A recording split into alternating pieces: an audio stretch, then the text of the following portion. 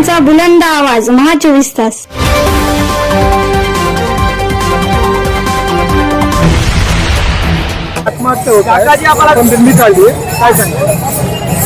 रामकृष्ण हरी. मी वारकरी साहित्य परिषदेच्या वतीनं डॉक्टर सदानंद मोरे आणि आम्ही पंढरपूरचे सगळे फडकरी आणि आमचे विश्वास बसलो आणि आम्ही ठरवलं की यापूर्वी परिस्थितीला घाबरून बेदरून गोंधळून आपले मराठवाड्यातील संतभूमीतील काही लोक आत्महत्या करतात, शेतकरी बांधव आणि वारकरी हेच शेतकरी आहेत आणि यामुळे संतभूमीचा महाराष्ट्राचा अपमान होतो.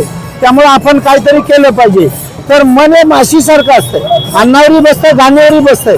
मनाच्या कधी भावना थांबत नाहीत, पण त्याला कारण आत्महत्या नाही, परिस्थितीनं संकट येत असतात, त्याला सामोरे जाणे आणि शेतकऱ्यांनी आत्महत्या करू नये यासाठी नेमका काय करायचं, त्या परिस्थितीला गोंधळलेल्या माणसाला धीर द्यायचा. मग तो आपल्याला कसा करणार, तर गावोगावी सगळ्यांना त्याचं नैराश्य माहीत असतं आणि त्यामुळे आपण असं करायचं की आता गावोगावी याच्यानंतर आम्ही महिला हरिपाठ मंडळ काढणार आणि महिला हरिपाठ मंडळ दिंडी काढल्यानंतर आम्ही सगळ्या अशा लोकांना एकत्र करून आम्ही ही आत्महत्या रोखण्यासाठीचा विडा उचलणार आणि होऊन देणार नाही म्हणजे नाही, कारण हे असे लोक आमच्या लक्षात गावोगावी येणार.